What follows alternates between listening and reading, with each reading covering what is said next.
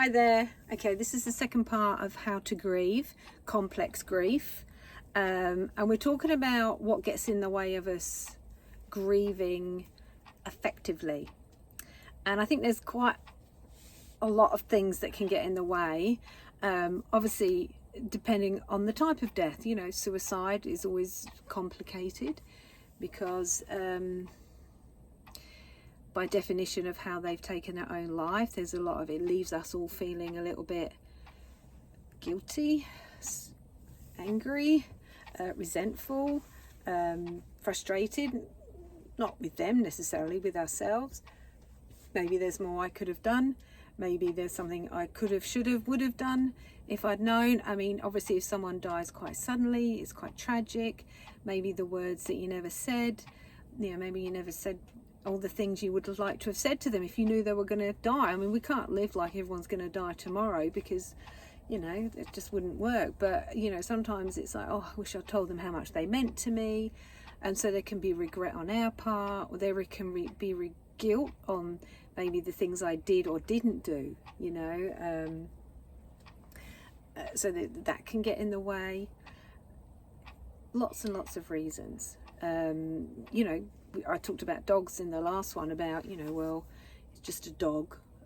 So I just need to move that a bit closer so I know what the time is.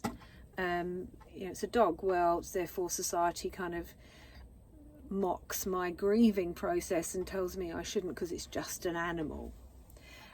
So outside society might tell us that, you know, this isn't appropriate or you shouldn't be doing that. So grief is very complex, and when you talk to someone face to face, you can really get into the heart of the matter. You know, they talk about maybe the person that died, the issues they had around how they died and when they died and how they felt about the fact that they were no longer here, and some of the residue of emotion that you might have. Maybe you were very resentful and angry of someone. Maybe it was a parent that never really came through for you, and you know, you never had the opportunity to say those unfinished business, those words that you never were able to express and therefore process.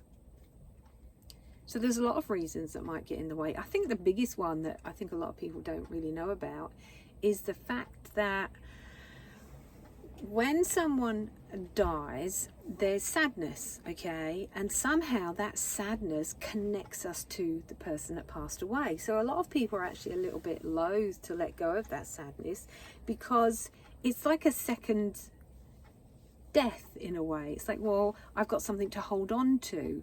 It connects me to that person. It makes me feel still attached to them in some way. And so some people are quite loath to let go of that because, well, it's like a second sort of sadness or second loss. You know, you've lost them once and now I have to let go of the feeling that holds me to, that connects me to that person. So that's a tricky one because I think a lot of people, I mean, I don't think that's consciously done at all. It's something that we don't even realize what we're doing. You know, when people get to a point where they have to go through their stuff and get rid of their stuff, it's like, well, if I get rid of this, I'm getting rid of all those memories and all those times we had together. And, you know, some people are afraid that if they don't feel sad, then what does that mean or say about them? What does that mean or say about the relationship if they're not sad any longer? Does it mean they didn't matter to me? Does it mean I'm going to forget them? And so there's a lot of reasons why that get in the way of us doing our grieving. And so it's about being patient and gentle and kind, not judging any of this. Some of it is very unconscious, meaning it's kind of running the show, but we don't realize it's running the show. So that feeling of, well, if I let go of sadness, and you know, a good question to ask yourself, well, what would it mean if I weren't feeling sad anymore? What does that mean to say about me, about the relationship, about that person? So there's a process that we have to go to where we accept that they've died and we surrender to that. And part of that is working through our grief. But if the sadness is the one thing that's holding me, well, I don't want to let go of that sadness. And so it's kind of going deep into the relationship, into the whys and wherefores and the reasons behind the grieving process and how it can be thwarted by not having had a voice with that person, not having unfinished business, so to speak, or holding on because it's more pain. And it's interesting when you work with people when they have held pain for so long, like grief or anger or sadness or resentment. It's like, well, you see, it holds space inside your body, that emotion, and so it takes up room. So even when we process it and let it go, it can leave us with a feeling of emptiness, which can be interpreted by the brain as a grief, as a loss. And so whenever I do any work with anybody, you know, if somebody's been hanging on to a lot of energy around something, I often say, don't be surprised if you feel a bit sad. Or you have a bit of grief come up, and I have to encourage them to hold that gently and tenderly. It's just where that energy used to be is no longer there, so it feels like emptiness, it feels like loss. And so things aren't always as they seem, and I think you have to give yourself a bit of time and energy and curiosity about what is actually going on for me in this process of grief, and asking yourself those questions. So what would it mean if I were to let go of this, if I were able to stop feeling sad? What would that mean in terms of my relationship with the person that's passed? So as you can see, there was just a little bit more to share. Now, this is why I encourage people, go see someone that you don't know. It's hard when you talk to the people around you that maybe love that person too, that don't want you to be sad, and so they might have an agenda. When you go talk to someone that's very neutral and objective, you can just be very honest and upfront. Grief and loss counselors are fantastic because they utilize all the skills and developments, all the strategies that they have, and there's a lot of things you can do to move through the grief, even when it's complex. But sometimes you have to deal with the complexities before you do that, and so this is what you do in therapy. For me, I use a lot of inner empty chair work, gestalt therapies, because your biggest tool, your biggest strategy that you can use is your imagination. Because when you heal the heart, your mind will then put it into long-term memory. And I think maybe that makes sense then. If I heal the sadness, then maybe I'll forget them. Maybe that's what a trigger is for a lot of people. That's why they want to hold on to those emotional ties or sadness. And I think you've got to look long term, and I think we all know somebody that, you know, we've met in our lives that have lost someone and they've never been quite the same since, and you realize that's probably because they have had problems processing the pain and grief.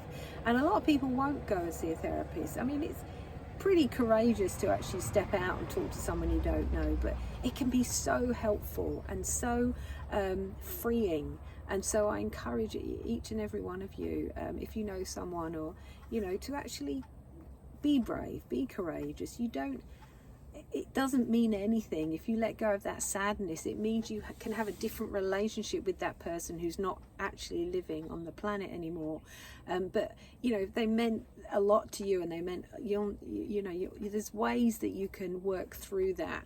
You won't forget them, and there'll be things that you can do, and a good therapist will help you kind of manage that in a way that's going to be right for you.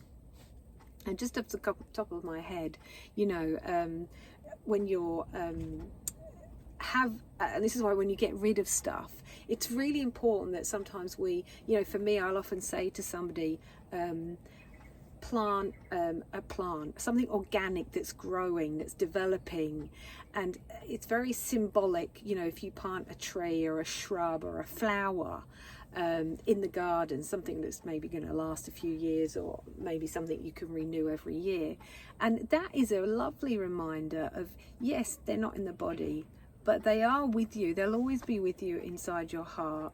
There'll always be a little piece of them inside of your heart, and you trust that. You won't forget them, because you'll feel them in a much deeper way. And I think having symbolic things around you, like plants or shrubs or trees even, things that blossom, you know, things that come into fruit, and that can be a wonderful way, you know, where you go in the garden and you actually can converse with that person. You know, they're still kind of there in a way, just because they're not here physically. And I know obviously that's what you want, but you know, you could still have an ongoing relationship even after death. And so yeah, there's lots of wonderful things you can do to keep your memory, your heart memory alive with them. So please get the help you need, please get the support you know you need. You're important, you're worthy, and you know, you want to live a happy, fulfilled life, you know, because you might be here quite a number of years after that person's passed, and you don't want to be their legacy of their death to be you having a miserable, sad life forevermore because you got stuck in your grief pattern. I'm sure that's not what they would want from you. Obviously they loved you, and they want you to kind of be okay at the end of the day and still live life on your terms, not on the grief's terms or the loss's terms. Anyway, I hope that's helpful. Anyway, I'll leave it for there. This is a lot shorter than the last one, but hopefully it's helped. Please leave a comment or like, subscribe, whatever you do, or share it with somebody that you think might be struggling and a bit stuck in their grief process. Anyway, all for now. Take care. Bye.